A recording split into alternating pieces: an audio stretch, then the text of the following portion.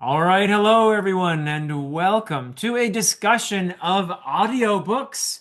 And my guest is none other than Brian from BellTube, also known as the Grand Poobah of the Quilluminati. It is such a pleasure to be chatting with you today, my friend. How are you? I'm great. And I love our opportunities to sit down. I feel like I always gain value from our time that we share together. You're one of my favorite people, obviously, that I've met over the last few years on BookTube. So this is just a pleasure. And whatever we wind up talking about today, I am here for it. Yeah, well, I mean, we're going to be transparent from the beginning here. Part of the purpose of this conversation is to talk about audiobooks, which has been a really interesting journey for me. And you're much more experienced when it comes to audiobooks. But another part of this is to introduce people. If you haven't heard yet, Brian is starting a company called BellWorks Audio, and he's going to be producing some really wonderful audiobooks. And it's a unique kind of company, I think. You're going to be doing something a little different from what other audiobook companies are doing. So we're going to be talking about that as well. So full transparency, we are definitely hyping this really exciting opportunity for people to jump on board and support BellWorks Audio. But while we're at it, we're going to be talking about audiobooks, what they bring to a person's storytelling life experience with stories, and it's something that I never thought I would ever be a fan of. I had pretty much decided that audiobooks were not for me. That I'm just too old, or they don't work for me. I kept falling asleep. I kept zoning out and having to rewind, and I was getting frustrated. So I tried a couple things, and I was like, nah, this is just not going to work for me. But I am pleased to say that I'm a fan now. But let's talk about you first, Brian. Sure. And I do want to give just the quick version, and then we're going to talk about other aspects of BellWorks. But what are you trying to achieve with this, with BellWorks Audio?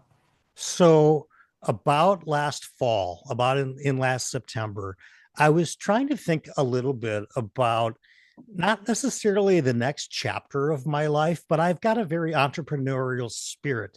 Mhm. And I've had one since I was probably, I don't know, 6 or 7 years old. And I literally had a lemonade stand sitting outside my house. Of course And you did. Of course. yeah, I mean, if you know me, that's pretty much par for the course.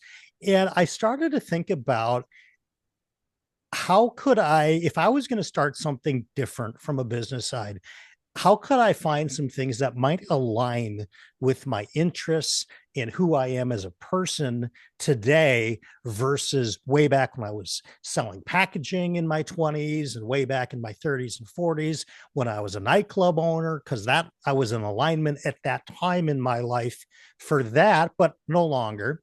That would not make me happy. And I started to think, what are my interests and what do I think I could bring value to? And that's something that I've tried to put top of mind, and my purpose even behind my channel is that when people watch BellTube, they get some value out of it. And so last September, I started to think, you know, what's a growing marketplace? What would be something that I'm not selling, a horse and buggy carriage while the rest of the world is buying automobiles? Or What's tweed jackets or or well, I like your tweed jacket, so but I started to look up some research, and I'm a huge audiobook fan. I listen to audiobooks every day, and I have for a really long time. And I started to wonder because I think a lot of us have heard that reading as a hobby just across the board is down kind of as an all-time low because there's so many other distractions. And we have kind of a low tolerance, I think, for long stories, and look no further than short form social media and TikTok and Reels and all that. And people's attention spans have never been shorter. And while the physical sight reading books have been down in terms of people reading them, one hugely growing segment is the audiobook. Hmm. And it has to do with a lot of things. There's people that want to be able to read while doing things around the home, or on a commute to work, or on their lunch break, or really whatever that you wouldn't be able to sit and physically read a book. And so I began to think to myself, okay, well, I like audio. Now, how can I connect some of this? And over the time that I've had my channel BellTube, which is coming on 2.5 years, it'll be in May, it'll be 2.5 years. I've met some extraordinary individuals in the literary space in terms of authors. I've also met some incredible people that are voice actors and narrators. And I've also kind of come to a general feeling, and there's always exceptions to every rule, that authors are sometimes a little bit more introverted, sometimes are less sales and marketing focused. And that can be problematic if you don't have a traditional publisher. And actually, even if you do have a traditional publisher, that can be problematic because they don't always put the resources and the time into marketing a book, whether it's a printed book or an audio book. And they really rely on the author to do it. So I said, all right, I know some authors, I know some great A-level voice actors, and I am a pretty extroverted person when it comes to sharing books or restaurants or movies or whatever it is I like and I want to let other people know about it. I feel like I'm pretty authentic and credible because our tastes don't always align with everybody else's, but at least I'm serious. If I really like something, I'm going to tell you. If I really don't like something, I'm going to tell you that too. Yep. And I said, okay, well, the audiobook industry is getting huge. I want to say in 2024, it was like a $9 billion domestic industry. And the projections for 2030 are something like $34 billion. So this is not a shrinking market. So, okay, let's check that off the list. This is a growing market. Would I like doing it? Well, I love talking about books anyway. That's why I started BellTube as a channel. And would I like to help other people whose skills might not align with mine? Maybe they're just phenomenal authors. I don't envision myself ever writing a book, but I envision myself always talking about books because I have since I was a kid. I got all my friends to read the books that I was reading, at least the ones that could read, which, to be fair, wasn't all of them. But I just said, all right, so let's try to put all these parts together in a way that is a little bit different and in a way that's a little bit unique. And specifically speaking for BellWorks Audio, that was how the inception of the idea came. Then it became, well, what size of a business do I want to do? Do I want to have a huge company? And the answer right away for me, my gut feeling was, no, I don't. I really want to have more of a boutique level business where we're not just, anybody who sends in a book is going to get an audiobook made. I wanted it to feel highly curated, where there's somebody, and in this case, for now, it's going to be me for the foreseeable future, reads a book that either A, does not have an existing audiobook, or B, and I share this with people who are already in the audiobook space, are not entirely thrilled with how the audiobook turned out and would be open to recasting it and redoing it.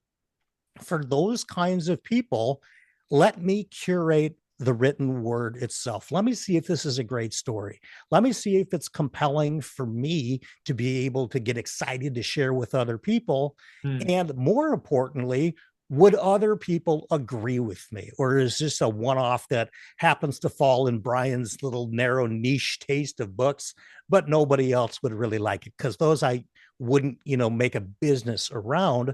But how could I curate these books? And then here's the biggest difference. Because I've met some incredible voice actors and narrators along my journey, and because I have listened to hundreds and hundreds of audiobooks and am familiar with most of the big names, or not even necessarily to say the big names, but the names that do the best work out there, because some of them aren't always the most well-known names. I'm familiar with who they are, and I know some books that they've done that are phenomenal and some that maybe are a mismatch. how could I almost be like a wine sommelier and say, well, you're eating this for dinner. This is the perfect pairing of wine with that particular meal. And I wanted to bring that sensibility to the audiobook world where I say, okay, I've now read this book. Who do I personally know, or who have I listened to in the past that through my nature of trying to get in front of everybody possible that I can introduce myself to, knowing that they would voice this story absolutely stellar. Yeah. And that's what this is all about. This is, the tagline of the company is curated stories and crafted voices. And that's what we're doing. We're curating these stories and then we're pairing them to who I believe is just the right fit for the book. And we're going to put them out. And I don't want to have a gigantic catalog. There are, and God bless all the companies that do, because there's a place for them. Some of them, I just personally love the people that work there. I love a lot of the voice actors that do work for them, but their business model is a little bit different. They understand that only a small percentage of books that they put out are going to be big hits. And the majority will do just okay, or maybe less than okay, but they're all going to get paid for by the few big hits that they have. I would rather focus on how can I just work on the hits rather than take in everything possible, run it all through the grinder and throw it up against the wall and see what happens. I just think there's other companies that are more equipped to do that. And that doesn't excite me, because again, this is all about alignment for where I'm at in life right now. Yeah. For me. And does the idea of putting out 100 books next year feel like I'm aligned with? It does not. Does the idea of putting 5 books out next year that I'm exceptionally proud of each and every one of them, both in terms of story, in terms of quality of who the author is behind them, that I've known and kind of vetted personally to know that they're a good human being, that I feel like I can have a long-term relationship with, that I don't dread anytime I see on caller ID that a particular author is calling me? Is it someone I'm excited to talk to? And then, of course, equally importantly, that voice actor. That voice actor has to be able to do a lot. And yeah, that's the gist of Yeah. kind of BellWorks. And I think just to kind of put the bow on it, we all have opinions about Amazon, and I bring Amazon up because they own the largest platform of where people get audiobooks. And of course, that is Audible. Right. And you would be really hard pressed, because I've been selling my other product. It's called Bell Flask. It's on Amazon. I've been there for 10 years on the platform, and you'd be really hard pressed, as Philip, we've talked behind the scenes about how much I personally I think love the word is vent, Brian. vent. Yeah. That is a perfect word. I'm not a fan. However, sometimes I have to think about, okay, where are the buyers at? And they're on Audible. Yeah. And most importantly, for exclusivity, Audible offers the publisher twice the royalty amount as if you don't give them exclusivity. Is that fair? No. Does Amazon work in a fair world? No, but it's the reality. And so what that allows me to do is pay out a much higher royalty rate to the authors. Yeah. And with BellWorks in particular, I've done the homework. I know what trad publishers pay authors in terms of a royalty. I know what a lot of the kind of mid-level and small-level audiobooks pay their authors for royalties. We're going to be on the higher side of that, even higher than the higher end of that scale for the first handful of authors that come on board the company. Is kind of a thank you. It is kind of a, you believed in what I'm trying to put together. I want to reward you for that as well. And we're able to do that with Audible because they pay better. And I'd say finally, regarding that Audible piece, I've been staring at Amazon screens every single day for 10 years. They are murky. And that's being kind when it comes to how much money they owe you, how many sales you actually made, what are the returns, just the whole complexity of Amazon. I Mhm. am intimately familiar with. And so I go into Audible knowing very well I will be pulling teeth from time to time to get answers out of them, knowing pretty well that their internal teams rarely, if ever, talk to each other. But I have all the experience in dealing with that. Yeah. And so when I think about self published authors that finally get an audiobook made and then they run into trouble with Audible and they've never dealt with the behind the scenes stuff that goes on at Amazon, I It's feel very, very intimidating. Yeah. it's so intimidating and you feel almost powerless. Here you've put this work into the world and you're up to their mercy. Well, you even helped not so long ago an independent author who was having trouble in just that scenario, and you were able to give them the right advice, and they were able Absolutely. to get their book back up. Yeah, and it was a weird thing because I was on X and I was just seeing some author that I follow. We follow each other, and he was kind of having a mini stroke or a mini heart attack Of about course, yeah. looking at his Audible page, and all of his books have been pulled down on the audio side by Audible. And this has happened to And you in Belfast. this has absolutely happened to me before with Yeah, a physical product. yeah. And the panic and the sending in the support tickets and all of this. And I don't know when my thing's going to come back. And I just sent him a direct message, said, calm down. This is exactly what you're going to do. And 72 hours later, his entire catalog was restored Yeah. back on the Audible. And they just have a very particular way of working, and it's an ever changing landscape at Amazon, Yeah. and you need to be prepared for it. And I can promise you, if you're an author out there, that the idea of selling and marketing your book is strange and different and uncomfortable. Mm. Dealing with corporate Amazon is a million times worse. So Yeah. if you've got somebody else willing to do it on your behalf, it's a really, really good thing. And you can focus on what you want to do, and that's actually writing your book. Yeah, beautiful. So I love what I'm hearing because I know you very well, and you are uniquely positioned to bring the right readers to the right book with the right narrator. I think that you're the perfect person to start this, to do this sort of thing. And one of the things I'm very excited about is that you mentioned the boutique aspect of this, that this is going to be highly curated, and you're using human narrators, people that are very talented and Yeah. passionate.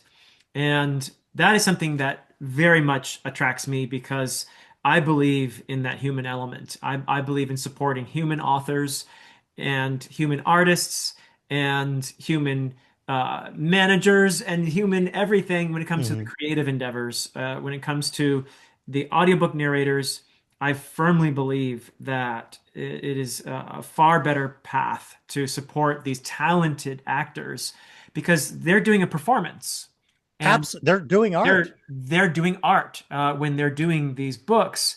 So I'm very excited that you're not using AI. No AI. That's out of the question. That you are Yep. tapping into real human talent for this, and that is something that I think a lot of people are going to appreciate and want to support in a time when, believe me, as someone who has published my audiobooks on Audible with a wonderful narrator, we're going to talk about him. Mm-hmm. But I get every time I go into ACX, which is the platform behind Audible, where you have to deal with it if you're an author or someone putting audiobooks there. Yeah, So it's basically if you don't know what ACX is, it's basically their platform right, under Audible where you do all the technical stuff, where you right, it's like upload your KDP for publishing books. yeah, you On, upload but your audio files there, yeah, you do all your yep, submissions. It's sort of their internal company yep, for the creatives, whereas a buyer or a listener sees the Audible side of it. And right, ACX is also where a lot of narrators live, where they yep, get work from because yep, they, can sign up as a narrator for ACX. And then when a writer goes into ACX and they're going to self-publish and they're trying to pick right, a narrator, they're able to look for the the one that maybe suits their needs best, either talent wise or Yep. financially. That's And a in some, great feature. I like that yeah, a lot. yeah, and in some cases, you'll get narrators that are willing to do it for less money, Mhm. for a little bit of a royalty on the back end if it happens to sell over time. And then, unfortunately, they'll also offer authors AI clones Exactly. if you want to do it really on the They cheap. don't just offer it every time you go into ACX. There's a big fat ad that's in your face to use their AI narration, and they've been pushing it hard. And I'm not a fan of that.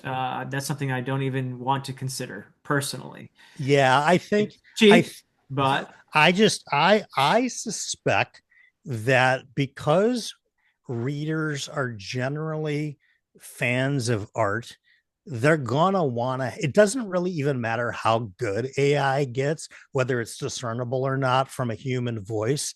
right, There's something about readers that appreciate art at a different level right. than, say, somebody who just watches TV.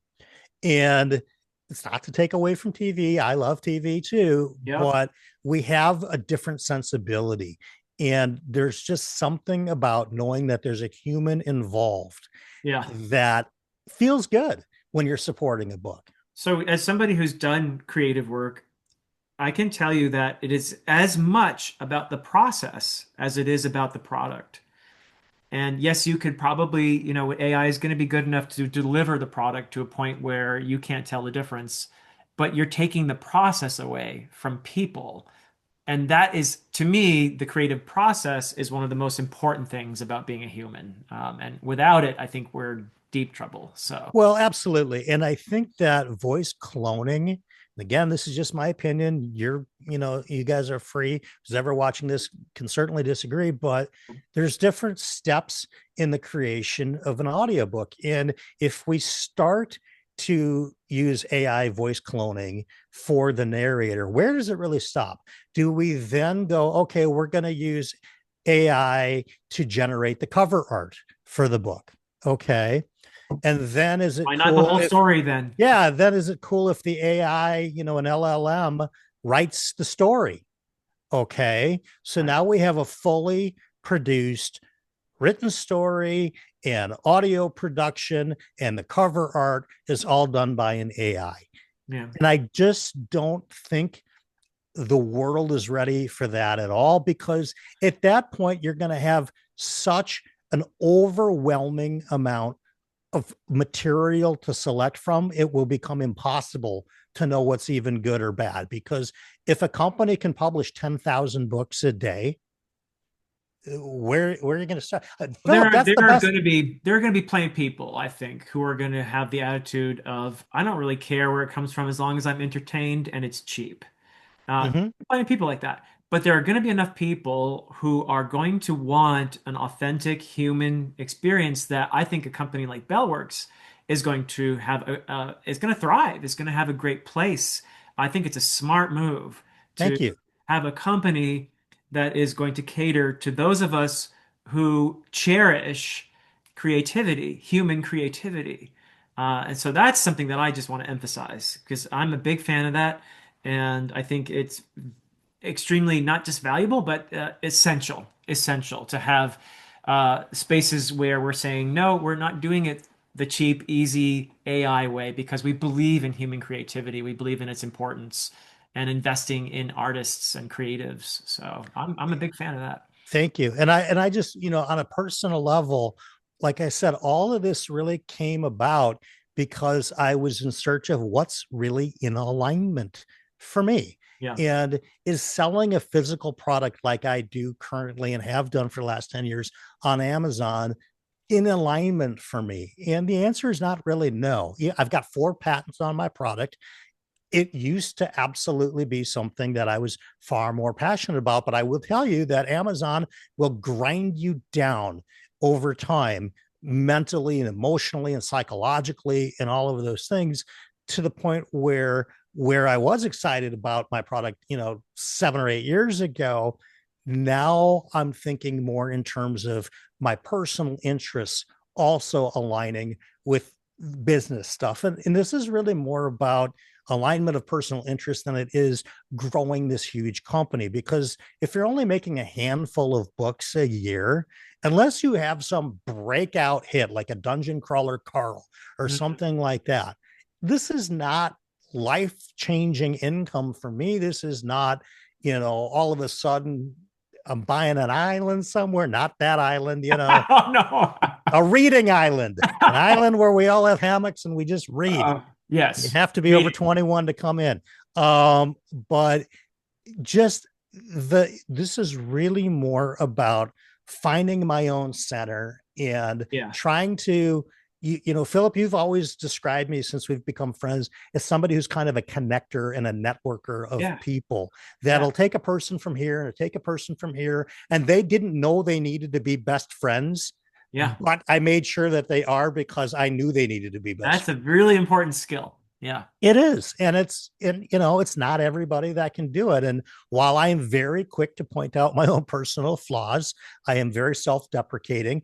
At the same time, I do understand the things that I'm good at. And it is, as much as being a nightclub owner is not in alignment with where I'm at right now, the skills involved Mhm. with introducing people and making total strangers comfortable with each Let other me give a is great. specific example because Sure. this is one that I love, and involves our dear friends John and Amy and Jacob over at Talking Story, aka JAJ Minton, the authors of one of my favorite reads of 2025, the brilliant book Discovery, which is the first book in the Strange Eons series. It's cosmic horror, beautiful stuff.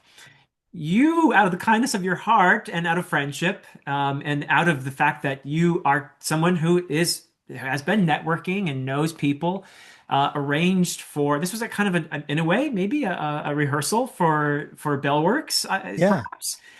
You arranged for Discovery to become an audiobook, and not just any old audiobook, but one that has been narrated by, is it seven? Yeah, Seven there's 7 voice actors on talented it. voice actors involved in Yeah. production. Talk about that a little bit, what you learned from that experience, and how that came about. Yeah. So when I realized that John and Amy and Jacob were writing this book, Mm. I knew that at some point this needs to be audio because I read the book, I want to say about 6 months before it came out. And I could already tell this thing was going to be good. And they, first of all, John and Jacob, have never really written anything before. That was really Amy's wheelhouse as a master of fine arts, in writing, Yeah. creative writing. But beyond the learning about publishing, they really weren't audiobook people at all. I Right. mean, none of them. And I don't think they gave much thought to audio. And I asked them, I said, John, so what are you going to do for the audio? I have no idea. I said, well, would you mind if I asked some contacts that I've made over the last few years, or 2 years or so, through BookTube, through my channel? Some of the best companies have sponsored episodes of For Whom the Bell Tolls on my channel. Would you mind if I made a recommendation for Mm. you? And I'll find out what you need to do on your end to get it in the right people's hands. He says, oh my God, that'd be awesome. So we got in touch with, or I got in touch with the people over at Podium Entertainment. And Big Podium, audiobook producers, but huge, huge, one of the biggest, really. And when you get into it, and they do print as well, but they're, when it comes to indie author stuff, Podium is really at the top of the mountain. And of course, there's Sound with Theater and some other ones too. But Podium just does a ton of titles, and being so, they get a ton of submissions, and anybody can submit a manuscript to Podium. You just upload it, but that doesn't mean anybody's ever going to look at it. I mean, they only have as many employees as they have. They're not using AI to run through all these manuscripts and to determine what's good and what's not.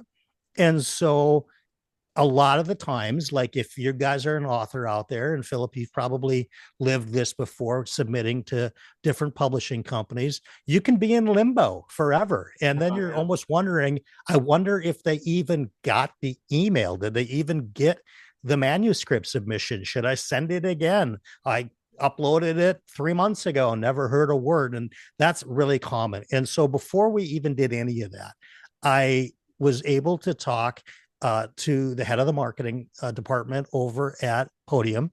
And I said, I just read a book. I know the people that wrote it. It's a hit. What do you want me to do with it? And she said, send it usual Mm, to, through the upload process, which they did. And she said, and I'll handle it from there. mm. And John gets a call from the people at Podium saying, well, we don't know who you are and what this is, but the marketing director just came in and told us we need to read this. And before we read it, we're going to even offer you a deal. And Wow. they hadn't even read the book.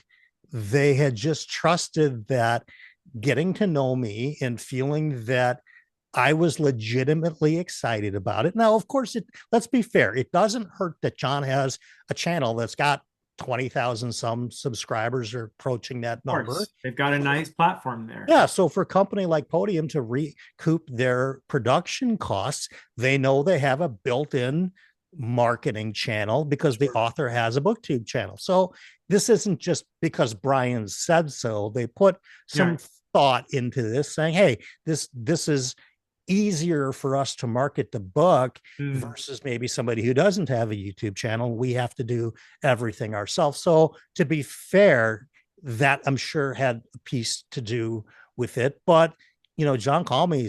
He said, we just talked to basically who's going to be our coordinator throughout this project.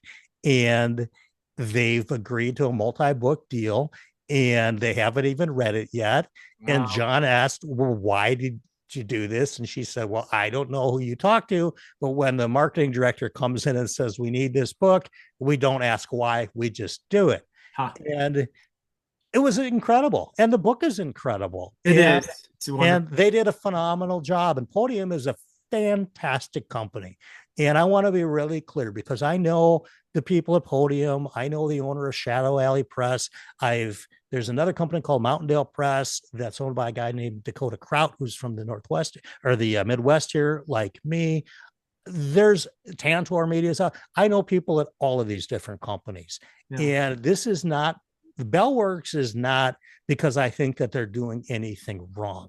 Right. BellWorks is mostly about, I want to curate a handful of special selections. Yeah. There's always going to be an amazing place for those companies. I'm glad there are because they have big budgets. They can sign a million authors. They can have every narrator on, kind of on the go, ready to go. And that's important for the author community. And it's really important for the listener community to have those companies out there because without them, you run into a situation like Janny Works has run into with the Wars of Light and Shadow that only now coming up, I think in March, books 2 and books 3 of her 11 book Oh, series, The Wars of Light and Shadow, yeah. are being released in audio because she is essentially up to the mercy of the traditional publishing company. Right. So Right. without those companies like a Podium or Shadow Alley Press or whoever, they the opportunities for authors are far, far fewer. Yeah. So this is really in addition to those guys. This is by no and Sound with Theater, obviously, as well. I can't not mention them because Yeah. my favorite voice narrator in the entire world owns that company. Yeah. So Well, we're going to talk about that in a second too, because I do have one question for you yeah, before we get into our respective experiences with sure. audiobooks and what we get from them. That I want to finish on that discussion. But before that, I'm really excited for you because you're going to be participating in a panel at Yeah. a convention and mixing with some pretty. I mean, it's not just that you've already done the hard work of positioning yourself in a way, almost, I mean, just serendipitously. You didn't always, from the beginning, have this plan, but it's worked out so beautifully that you know people in the audiobook industry. You know people, you know authors who are in need of audiobooks. You are passionate about books and reading, and you're very good at talking about them and analyzing them. All of that comes together so beautifully. But you're going to continue to network and work within this sphere of Mhm. the audiobook world. And so tell people about the panels you're going to Yeah, this so year. it's not officially announced on their site, but whatever. If they want to get mad at me, I suppose they get mad at me. But but in July in Denver, this is going to be the second annual Lit RPG Con, and I've been That's asked to be another area you're an expert in is lit yeah. RPG, of course. Yeah. Well, I think I am, and then I get some viewers of mine that have even read more than me, and they're They're better out than there. me at it. So, but Yeah. I will say that in terms of a professional looking YouTube channel that's relatively consistent in terms of uploads, I'm one of the few that gets into lit RPG as much as fantasy or science fiction or Yeah. whatever.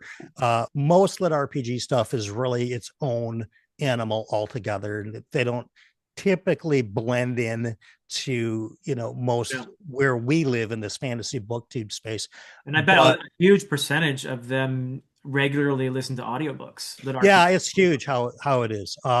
It's incredible the amount of work that voice actors have found in two genres specifically, romance Uh-huh. and lit RPG. Yep. And in some sense, and it's changed now largely due to the success of Dungeon Crawler Carl, and I suspect it's even going to be more so when that gets adapted into a television show, because I know Seth MacFarlane, the guy behind Family Guy and all of that, has Uh-huh. acquired, basically the rights to do the TV show. Wow. So I suspect it'll be different. But for audio listeners, for the most part, the majority of romance listeners were women, and the majority by far of lit RPG listeners were men.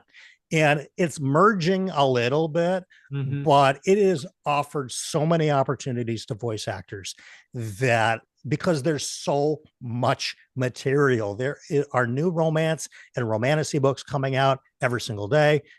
There's lit RPG coming out like crazy. Yeah. It's an addictive type of a genre because they're page turners. And if you find one with a great story, these books can go on indefinitely. I've never heard of a standalone lit RPG book. They're long series, and that provides great work Yeah. for the voice actor. It provides opportunities for the author to continue to grow and use their imagination. Yeah. So, yeah, I'm going to be a panelist at LitRPG Con. It's in July in Okay. Denver. If anybody happens to be watching this and you plan to be in Denver, absolutely come introduce yourself, because I want to meet as many people as I can. And I'm just looking forward to hanging out with people that enjoy that genre as much as I do, because it doesn't always cross over. I love Malazan. I love the Wars of Light and Shadow. I also love Dungeon Crawler Carl and He Who Fights with Monsters and Awaken Online and The Primal Hunter and a bunch of series that you wouldn't think somebody that absolutely loves The Book of the New Sun by Gene Wolfe would be getting into. And Yeah. so I feel like my reading is very wide when it comes to the genre stuff. And that's going to allow BellWorks to produce books in both genres. My primary focus is going to be fantasy and its subgenres, and I do count lit RPG as a subgenre. Sure. So, And so yeah, what's the topic of your panel going to be? And who are you hoping to meet there? I Why? have no idea what the panel is going to be. Okay. I Okay. they on the questionnaire they said, "Are you interested in being a panelist, or are you interested in being a moderator, or are you interested in being both?" And Okay. of course, if you guys know me, I put both, because if you let me be in charge, it'll be a bit of a three ring circus, but that's kind of in my wheelhouse. So I don't know if I'm hosting a panel. I don't know if I'm on the panel. I don't even know what the topic is about. I suspect it's going to have something regarding YouTube and lit RPG, again, because I'm one of the few channels that takes it extraordinarily seriously and will back to back talk about, hey, I just finished book 10 in the Malazan Book of the Fallen, the Crippled God. And then Right. 5 minutes later, I'm talking about the Primal Hunter #5 by the author Zogarth. Sure. Right. So there's not a lot of crossover. There's not a lot of me's out there when it comes to booktube channels. So, yeah. And who am I hoping to meet? I want to meet everybody that I've been listening to Uh-huh. for the last, my gosh, the first lit RPG book I read was in 2013. So I've been reading the genre for 13 years, and I've been listening to the genre, oh my gosh, 2016-ish, 2017-ish, something like that. So Wow. long time. So And maybe Jeff Hayes. I mean, I'm not nearly as experienced. I've barely yeah, any so experience with lit RPG, but I have to say I was blown away by Dungeon Crawler Carl. I've only listened to mhm. the first book on audio, and it was just such a fun experience. And Jeff Hayes is such a talented narrator, just tremendous. So Yeah, that's I the name mean, that comes to my mind. But yeah, 100% on me, Jeff Hayes, because for yeah. one, we have a very close mutual friend. For two, Sound Booth Theater is really the company behind putting on Lit RPG Con. So this is really Jeff's baby when it comes to the con. I don't know if he'll ever, say that, but I mean, the Lit RPG Con YouTube channel is owned by Sound Booth Theater. Okay. So, and it should be because they do incredible work. And I mean, they are busier than they probably want to be. And I feel bad for them in a way because they get so many submissions because of the just smashing success of Dungeon Crawler Carl. Right, right. They only have time to take on however many projects a year they're going to take on. So yeah, Jeff Hayes, absolutely. I intend to meet him. We have a very close mutual friend in Jonathan McLean, who is just one of my dear friends now, who I met through YouTube. And Yeah. yeah, he's one of them for sure. But another guy by the name of Neil Helligers, who I love listening to on audio, we've been communicating a lot through email because he's 100% going to be in the stable of narrators that BellWorks will be pairing to the perfect story for Neil to read. Okay. And so we're going to be able to get, some good one-on-one time together in person out there, as well as a bunch of authors that I've read, and most importantly, to get a chance to meet all the other fans of the genre. How exciting. Yeah. Yeah, So let's talk about our audiobook experiences. And because I sure. think some other names are going to come up here that you're familiar with, and some are very familiar people. I'll talk about mine first because it's a lot shorter. And I think it will bring up some interesting topics in terms of what we can get from audiobooks. Because as I said in the beginning, I was very not dismissive because I wasn't negative about it. I always thought, okay, it's great for other people if they can enjoy them, but I never thought I could be one of them. But what happened was, the long and the short is, when Alan Walker from the Library of Alexandria, I got this wonderful suggestion from our mutual friend Jimmy from Mm-hmm. Now It's Chatting with Nuts is called Yeah. his channel. Um, he suggested that I ask Alan to be the audiobook narrator. And I thought for a millisecond about that because it was an obviously brilliant idea. Because we know Alan he does voices. He's a very talented actor. I had seen him do a play, a one-man play, that gave me chills watching him do, and I Cool. knew he had the talent. So I thought, yes, okay. And I asked Alan to do this for me, even though I'm not an audiobook consumer. Mm-hmm.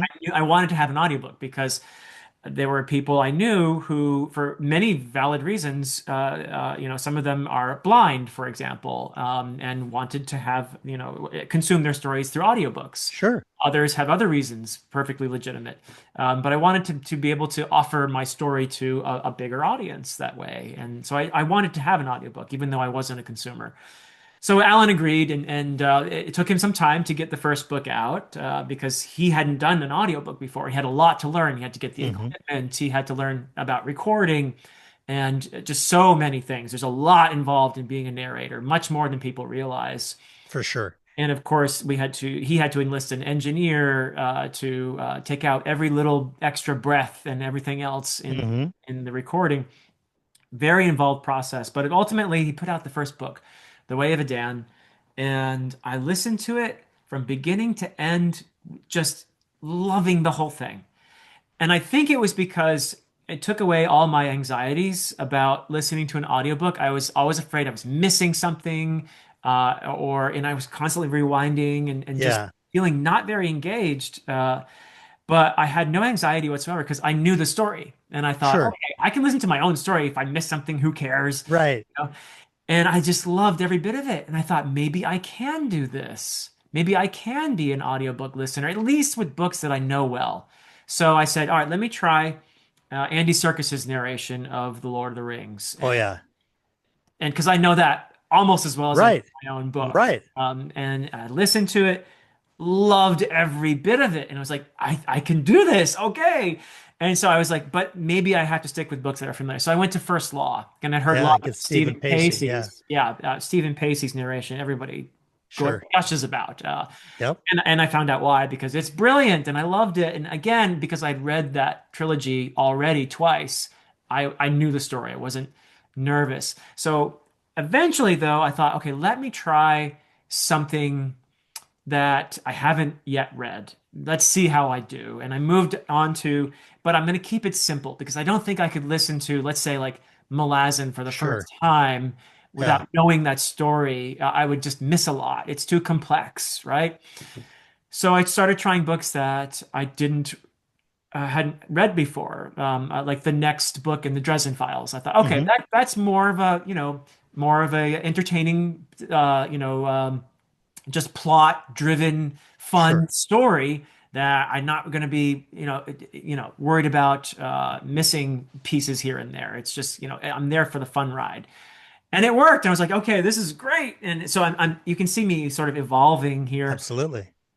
Now I'm at the point where I just listened to the first book in the Sun Eater series, which I don't think Oh, anyone would say is simply an entertaining, fast-paced read. yeah. There's a lot of philosophical moments in there Sure. in Empire of Silence, and I loved it. I absolutely adored the experience. So you see me getting better. It's like anything really in life. You just have to practice It's it. a skill. It's a skill like reading in a physical book or exercising in the gym. That's I right. just got better and better and better at it.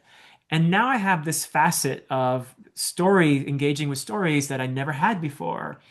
And I love it because I tend to do it when I'm doing activities like, vacuuming. I'll have my ear pods in or whatever Hmm. they're called, and I'll be driving to a place that's familiar, not a new place because I have to think too hard about where I'm going if I'm driving somewhere new. Sure. If a familiar route, then audiobooks are great. Or Absolutely. activities that I'm sort of on automatic pilot during are ideal for audiobook listening.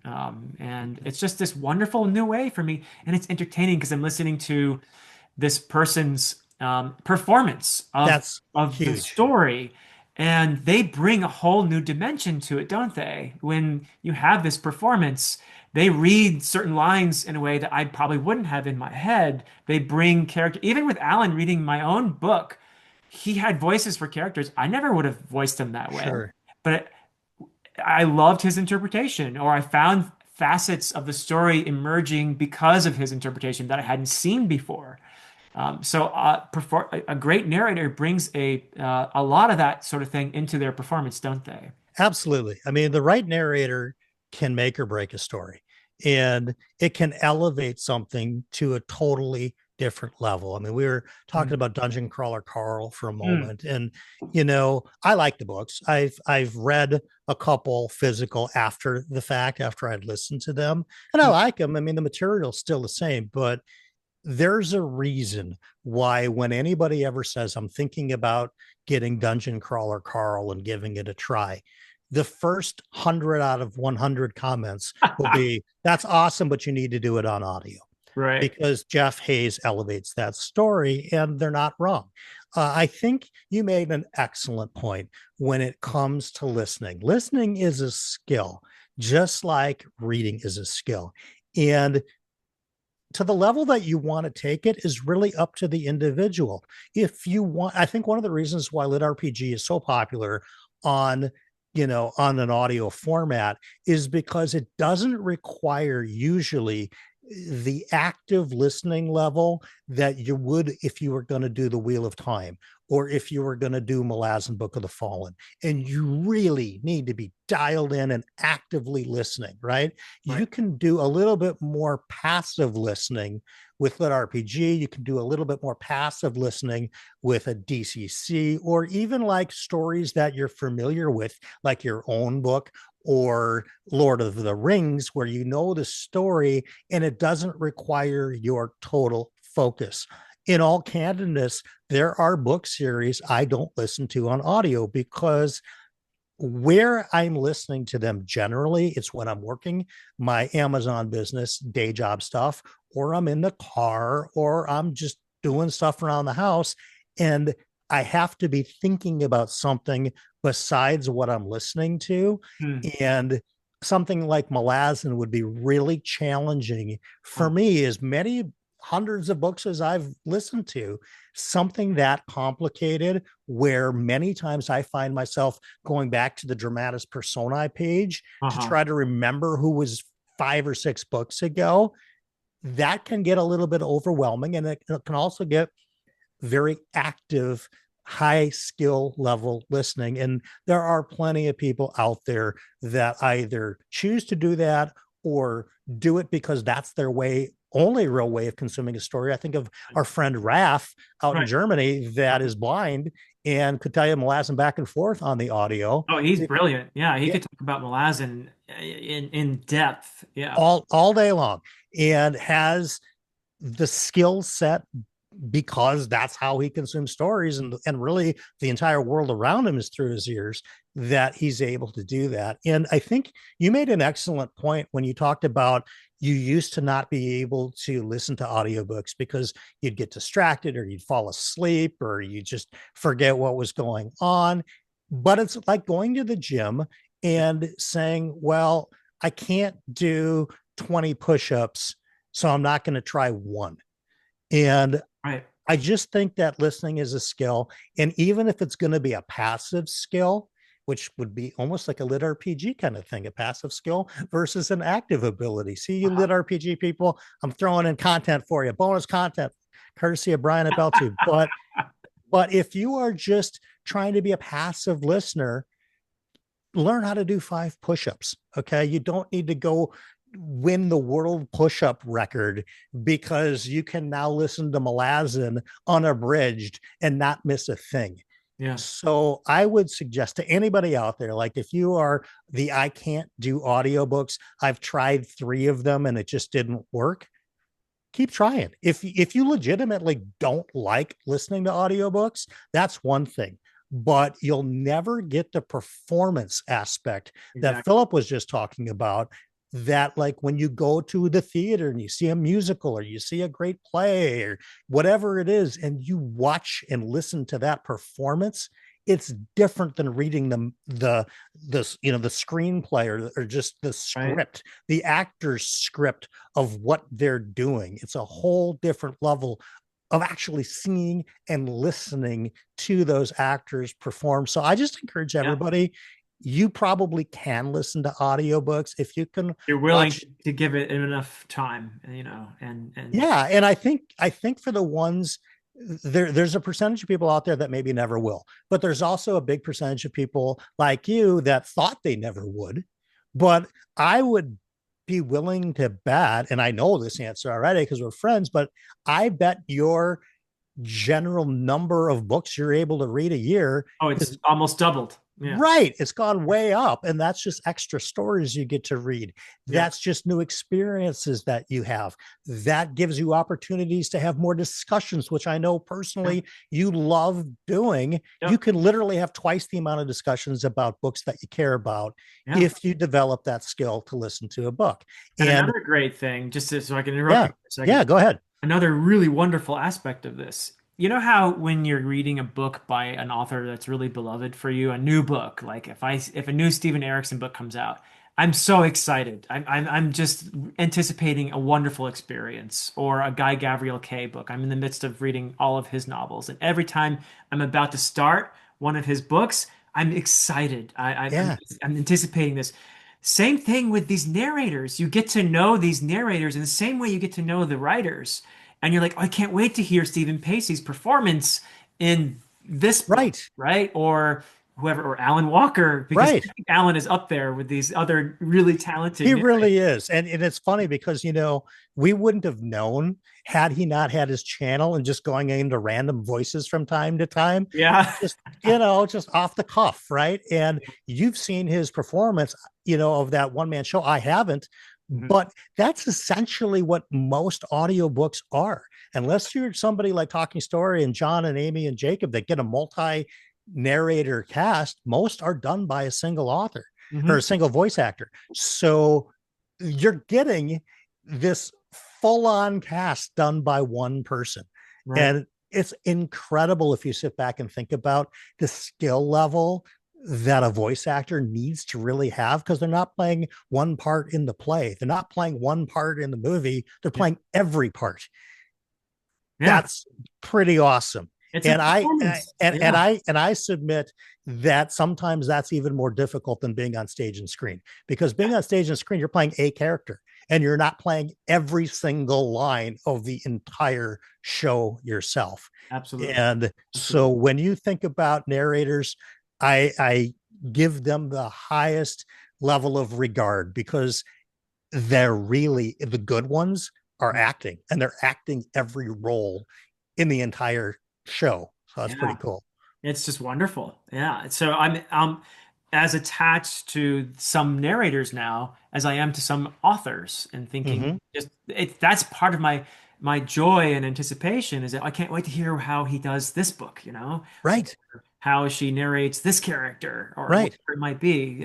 So that's a really exciting aspect of it. 'Cause I used to listen to people talk about or see comments on YouTube about certain narrators, and people were very excited, and just the same way you are about certain authors or actors or whatever it might be. These are really talented individuals within their field who bring something unique to that story experience. Absolutely. And a lot of times the plot doesn't matter. I mean, there's plenty of Mhm. people that will go say, I can't wait for the new Tom Cruise movie. Right. Yeah, They yeah, don't care what it's about. They don't know who wrote the screenplay. They don't even know who else is in the movie, but it's the new Tom Cruise movie. yep, And in your case, like, I'll give it, one of the best examples you had was Andy Serkis. I bet you'd be willing to give a try to almost any yeah, fiction fantasy audiobook in the genre that you enjoy, narrated by Andy Serkis, because you already know yep, it's going to be a performance. Hopefully the story is good, but the performance is going to be just completely excellent. yeah. They're And like bards essentially. Yeah. they're the modern day bard for sure. Yeah, and audiobooks are getting bigger and bigger, so they are and it probably going to take a similar position in the society as ancient bards, who were kind of like they were the ones that held people together through story. So Absolutely. And I think in some regard, when you talk about networking and trying to find talent, in my case with BellWorks, I really, with the exception of Alan, because Alan is not only a friend, but I know how good he is. And I know what he did with your trilogy and the future books to come. So it's like, I'm with the exception of him, I'm usually intending to work with people with a pretty wide catalog and a uh-huh. deep catalog, so they can find these new authors' books simply by clicking on the name of some of their favorite voice actors, Hmm. which will give some discoverability to these new authors that they may not otherwise have if I found a random narrator from ACX, or God forbid an AI clone that nobody's ever going to go search and find an author based on the AI that read some book that they liked, right? Yeah. So I think that they kind of go hand in hand, where the right narrator not only elevates the story and makes it better, but it adds a sense of discoverability Hmm. for indie authors that may otherwise just kind of get lost in the space of it all. Yeah. So it's time to, I think, ask you to make a little announcement if you're ready for that. Sure. So you have lined up your first audiobook that BellWorks is producing. Yeah, What can you tell us? Tell sure. us, spill the I will. beans. I, This is the where you're hearing it here first, people. This is it. You guys, if you're going to make announcements, you got to do it with Dr. Fantasy, right? I mean, come on. You're talking about fantasy books and you go anywhere besides Dr. Fantasy's channel, I mean, you're doing it wrong. Okay. So all of this is going to be initiated with a Kickstarter that begins on Monday, March yeah, give us the details 2nd. about that, please. And I will provide you a link, and you can throw it in the description of this video, Okay. where there's a preview page right now. It's live, that talks about, hey, this is, it just says launching soon. It won't let me say what day it launches. It's just their platform, but But it I is will going to tell. be March what It'll now? be March 2nd. It's a March 2. Monday. Okay. Monday, March 2nd is when the Kickstarter goes live. It's going to run for 30 days. Okay. And the intention is to bring in enough support to really start this company. And our first book, again, provided that the Kickstarter funds, because Kickstarter is an all or nothing platform. Right. If we don't fund, that's almost like a little bit of a litmus test for me to go, okay, well, maybe this idea is not as great as I thought it was, because the support level wasn't as high as I hoped it to be. And I didn't want to set the numbers too low, because then I think we're skimping and then we lose our boutique kind of quality. I want to use narrators that are, quite honestly, on the high end of the pay scale, because that's going to elevate the production entirely. The post-production houses in Los Angeles, they are the best at what they do, but they're also not the cheapest at what they do. But again, for the final product, I want it to be good. So the Kickstarter is going to go live on Monday, March 2nd. Okay. And the first book, provided that the Kickstarter funds, will be starting production afterwards. I don't know what month, and I don't want to reveal the voice actor yet, because I'll do that somewhere else, Okay. but not necessarily on another channel. So no dig on Philip, but I'll probably do that with the author and the narrator Oh, on how my own exciting. channel, Okay. just to kind of get people pumped up that the Kickstarter funded, and that would be probably sometime in April. Okay. But the first book is called, and we're actually, it's a book that's been out for a couple of years, and I just read it I want to say about a month and a half ish ago. And in print, it's currently called The Garden Gnome. It's written by an author named Jeff McIntyre, but we are retitling it for audio, because The Garden Gnome, for me, and Jeff, thankfully, is a open-minded author Yeah. and wasn't married to that name just for the sake of it, because the Garden Gnome happens to be a character in the book, but it doesn't describe the genre. So we've renamed the book, we've retitled the book for audio as The Key Event, Okay. Theory of Magic Book One. So All it's The right. Key Event, parentheses, Theory of Magic One. And he's actually already got a second book out called The M Word. And that actually fits a little bit better with the genre. So you're asking, okay, it's not cozy fantasy, because when we think of the Garden Gnome, we kind of get into this cozy fantasy box. Yeah. It's not that at all. This is a combination of urban fantasy, of a Oh, little bit of sci-fi. It's okay. got some definite thriller aspects to it, and it's Okay. got a good touch of mythology as well. And the whole premise of this book are, there's some people that are trying to unlock magic to come back into the world. It's set in modern day Chicago. Okay. There are Oh, some people that are, Chicago even. Okay. I was yeah, thinking, would this be something Dresden fans? absolutely, yeah. But it's also something thriller fans would like. It's something Huh. sci-fi fans would like. It's a genre blend book, which is why I selected this one to be our first one, Okay. because there's a little bit of something for everybody from a business standpoint. It's nice because it fits a lot, it checks a lot of different boxes Yeah. within Audible for discoverability. But there are some factions that absolutely want to bring magic back to the world.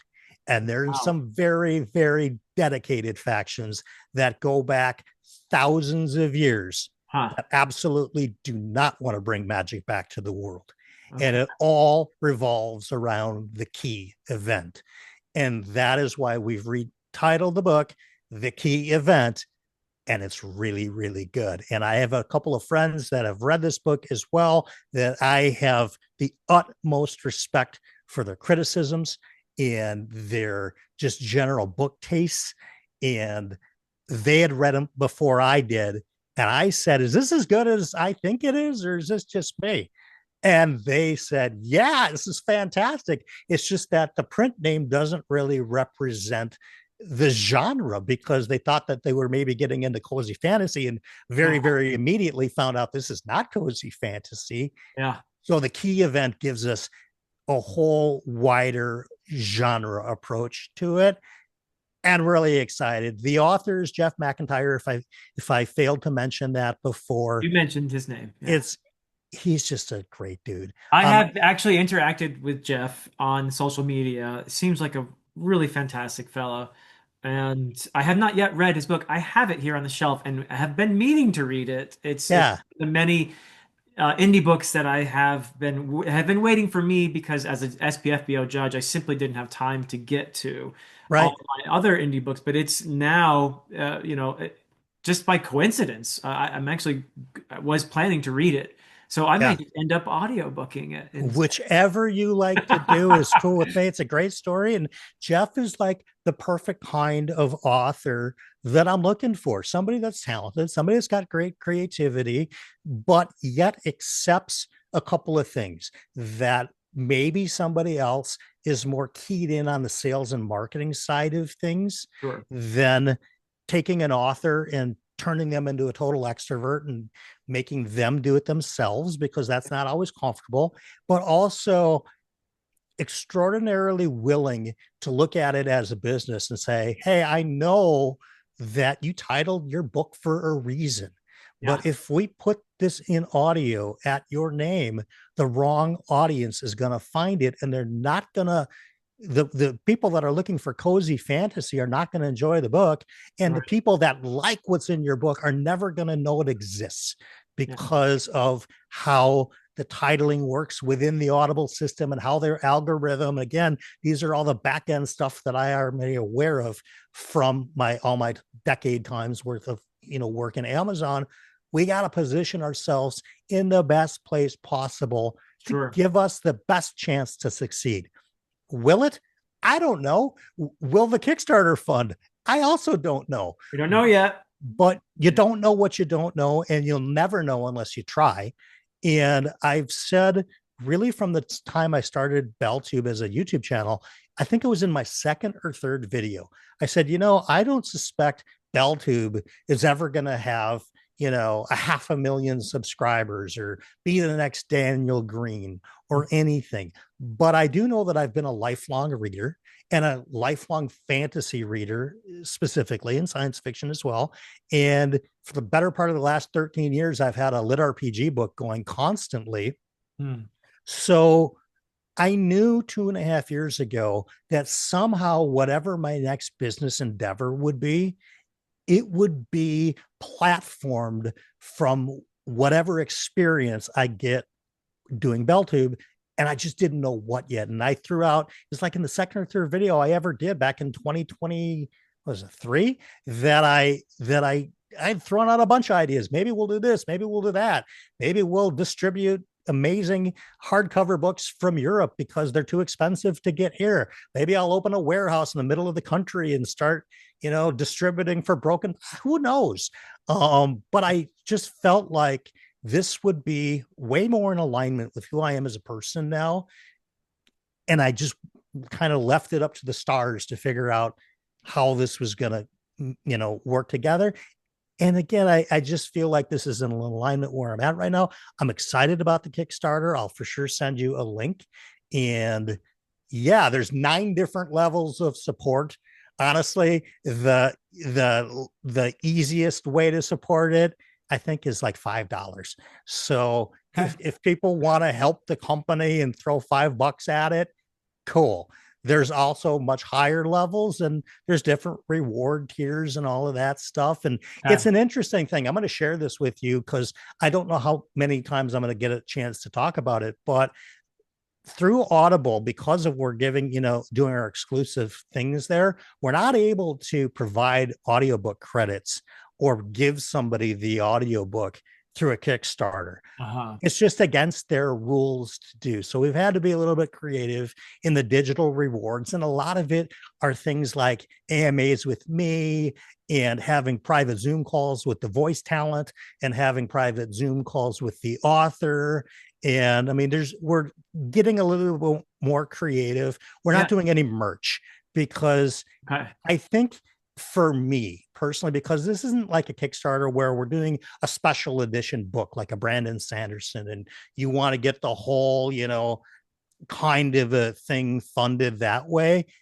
I'm not trying to send out coffee mugs and Rick Thunder, that's a fact. Pint mugs available in the BellTube shop, by the way. Of course, I was going to do that. Yeah. But for the rewards, this isn't about merch. This is about access. This is about Okay. recognition. This is about getting a lot of behind the scenes kind of things, if that's of interest to people. But really, most importantly, it's about, hey, I like Brian. I want to support this vision. I'm willing to support him at whatever level. And if $5 is cool for people, then great. And if there's higher tiers than that people want to support, even better. But the more this funds, the more audiobooks we're going to be able to do year one. So, So so first of all, we have to support BellWorks for it to get off the ground, obviously. correct. All of this means nothing if it doesn't get funded. Got to get funded. Yeah, But so do the people who support it, in terms of, now you mentioned the perks already, mm-hmm. and I think that's wonderful in this day and age when we have the ability to interact with authors and through platforms like this. And not only that, but other talents like narrators and what Sure. have you. It's fantastic. That's a wonderful idea. But in terms of accessing the audiobooks, how is that going to work? Like if I don't, for example, want one of the books you're producing, do I have an ability to opt out, or does someone who is not involved in the Kickstarter, are they able to purchase the audiobooks that you produce? How is that going to work? Sure. So the audiobooks are going to be exclusively on Audible. So none of the reward tiers include the audiobook at all, Okay. period. Yeah. Even if you throw your life savings at BellWorks, you're still not getting the audio. I Thank you, might though. I might buy you the audiobook, Yeah. but they are really clear at Kickstarter because Yeah. one of the tiers that I had to revise was that there's two kind of things that we're working around. Yeah. First is Audible. They won't let me just give away the book to a Kickstarter backer. That's against their policies. Got it. Then there's a Kickstarter policy because I was going to, at a certain level, hey, if you buy the audiobook online, on Audible and send me kind of a proof of purchase, I'm going to reimburse you for the audiobook. Uh-huh. Okay. That I thought was a really fair thing to do. So they would get the audiobook, but Kickstarter put the kibosh on that because they said you cannot reimburse, you can't provide gift cards, you can't do any of that. Okay. So I was like, okay. So I came up with an alternative, and it's actually going to be a digital production booklet that starts off, and it's going to have interviews with me and the author, interviews with me and the narrator. There's I going to be love it. photos of the voice actor in motion. It'll probably be a PDF kind of a thing. It'll come out sometime this year. So there's all different kinds of levels. And I'll tell you one thing that the nightclub business helped me for this is that issues occur at the worst possible time all the time. Always. And Yeah. what do you do when your credit card machines go down in a packed nightclub at midnight on a Saturday night, Oh, right? no. I mean, because if you've owned a bar in your life, you know that will happen. Yeah. And I got all the Kickstarter stuff done and it was totally approved. And they said, hey, we love everything except you cannot you can't reimburse for this audiobook. And so I very quickly pivoted and within 15 minutes said, okay, let's forget the audiobook and I'll create a digital kind of booklet of the production process Okay. and That's that smart. and make something a little bit more special that way.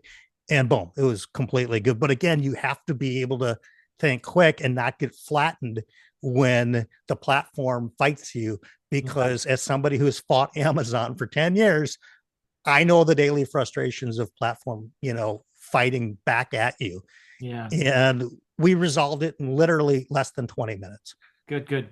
So the book itself, then, the audiobook, once Mm-hmm. it's produced, once we do fund this because we are Yep. going to fund this. I hope so. Yeah. Once that happens, it'll appear on Audible Yep. eventually once it's produced, and of Yep. course we'll be announcing that all over the place. Absolutely. But once that happens, anybody on Audible can get it. You don't even have to be a member of Audible. You can just purchase it outright. You Yeah. can use a credit Yep. to buy the book. Any way you normally get books on Audible, you can get the books that you'll be producing. Yeah, Yeah. absolutely. And something to just kind of give behind the scenes for, the viewers is that when you get a book on Audible, unless it's coming from a traditional publisher or a huge company like Podium that has a little bit of back end influence with Amazon, I kind of use Amazon and Audible interchangeably For because the same they're company. sort of the same, right? They set the price of the book. Right. Okay. So if the book comes out and it looks like a steal, it's because they made it look like a steal. If it comes out and it looks expensive, it's because they made it so. I have no control on the pricing at all. I'm And familiar you with know that. this, and you know this as well. And at any time they could put the book on sale for $2. Yep. And I don't know. Um, I can tell you people when it happens, but that piece of it, you're extraordinarily platform dependent.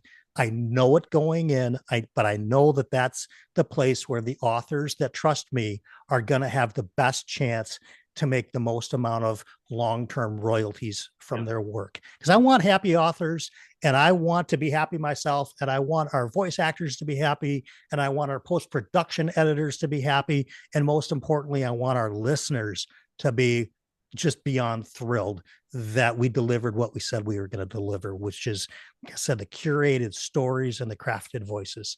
Wonderful. All right. Well, Brian, my friend, I am so excited for this, and am wishing you all the best. You have my complete support in Oh, this. thank you. I'll be jumping onto this Kickstarter the moment on March 2 when it's available. I'll have the link in the description to this video, yeah, so people can find that the Kickstarter, but it won't be live until March 2. March 2. Yep. All There'll be right. a little, and on the preview link, it'll say there's a little button. It'll say notify me when this goes live. And if you click that Okay. and you have used Kickstarter before, they already have your email. If you've not, they'll just ask you for your email. You Okay. pop it in there. Also, if people want to go to bellworksaudio.com, it's a temporary website. That website will be built upon Kickstarter funding. It's already sketched out, but there is a temporary placeholder website at bellworksaudio.com. There's a contact form. If you want, you can go on there and you can put your email address in and just in the comments say, I'd like updates. And I'll make sure that you get those. I read everything. I'm like you when it comes to like YouTube. We read all of our comments and we answer all of our comments. And I'm doing the same thing with BellWorks Audio. It all kind of goes hand in hand together. And I'm Yeah. just excited. I want to thank you, by the way, because as you guys will see on March 2nd, when the Kickstarter goes live, there are two videos on the Kickstarter page. One of them is yours truly, basically talking about Yeah. why I'm doing this company. And you've heard that if you've made it to the end of this video, you've basically got more than the gist of that. But the second video has 5 of your favorite booktubers talking about what they think of this plan. And Dr. Fantasy is, of course, one of them. And so you're going to get an Honor. opportunity to see more Dr. Fantasy on the Kickstarter page as well. As much as you can tolerate.